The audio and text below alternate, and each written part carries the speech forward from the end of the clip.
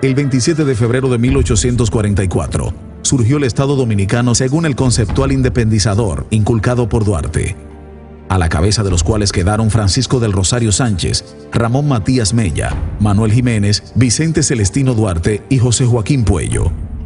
Pero el surgimiento de Estado contó con la participación de personas experimentadas políticamente, como Tomás Bobadilla, y con el respaldo de grandes propietarios como los hermanos Ramón y Pedro Santana.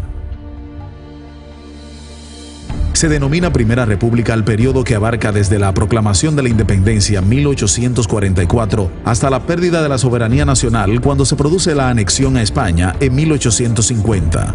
El contragolpe de Estado que dio Pedro Santana puso de manifiesto la realidad de la sociedad dominicana que surgió como la Primera República. Para los años de la independencia, todo el poder social, económico y político descansaba en los grandes propietarios o ateros. La riqueza y el prestigio social convertían al gran propietario, atero, en un cacique político dentro de su hato o localidad regional. El atero era más partidario del dominio que de las libertades. El primer gobierno de la naciente república constituyó la Junta Central Gubernativa, presidida en principio por Francisco del Rosario Sánchez y luego por Tomás Bobadilla. Luego de la Junta Central Gubernativa, el Congreso que se había formado en la ciudad de San Cristóbal, donde también se había promulgado la Constitución, eligió a Pedro Santana como primer gobierno constitucional de la República.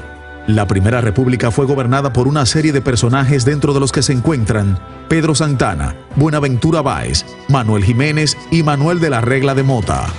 Pedro Santana en su primer gobierno, que abarcó desde 1844 hasta 1848, fue un gobierno despótico que recurrió constantemente a la fuerza y a la represión. Persigue y expulsa a los trinitarios, declarándolos traidores a la patria. El 27 de febrero de 1845, fusila a María Trinidad Sánchez, tía de Francisco del Rosario Sánchez, que había participado en una conspiración para derrocarlo. En 1847, ordena el fusilamiento de los hermanos Puello. Se negó a devolverle a la iglesia las tierras que Boyer le había confiscado.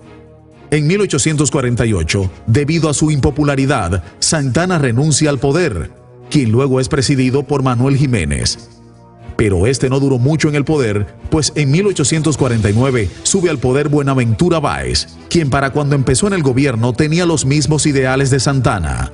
En el poder, Báez logró consolidar su liderazgo, lo que lo llevó a la conclusión de que no necesitaría más de quien lo había ayudado a subir al poder, Pedro Santana. Como era natural, esto creó fuertes rivalidades entre ambos caudillos. La lucha por el poder entre estos caudillos, las ambiciones políticas y los intereses económicos hicieron que en 1853 Báez renunciara al poder.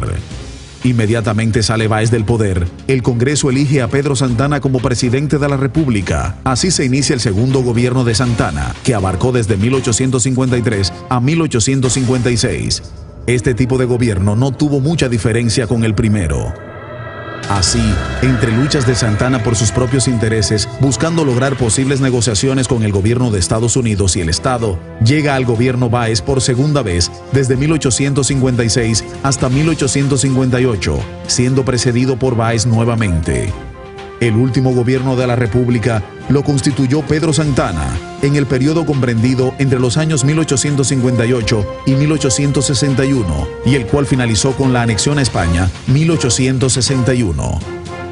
Pedro Santana vuelve a tener el dominio del escenario político dominicano en un tercer periodo de gobierno en 1858, aunque procede a realizar acciones como convocar elecciones para legitimar su mandato, trasladar la sede del gobierno de nuevo a Santo Domingo.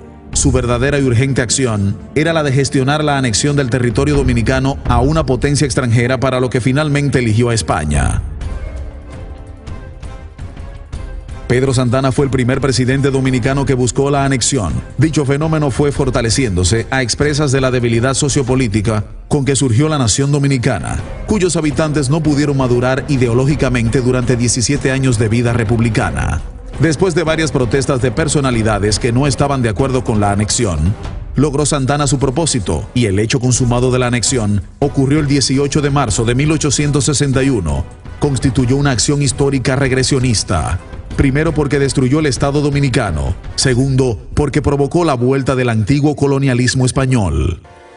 La monarquía española aceptó la petición bajo las siguientes condiciones: no establecimiento de la esclavitud, respetar la libertad individual, considerar el territorio dominicano como provincia de España y por tanto tener los derechos correspondientes a esa categoría, recoger todo el dinero estimado por Báez en 1857, así como las emisiones realizadas por otros gobiernos desde 1844 y canjearlas por monedas de oro y plata, realizar obras de infraestructuras, propiciar que los soldados dominicanos se integren al ejército español, utilizar el mayor número de aquellos hombres que habían prestado servicio a la patria dominicana desde su fundación en 1844.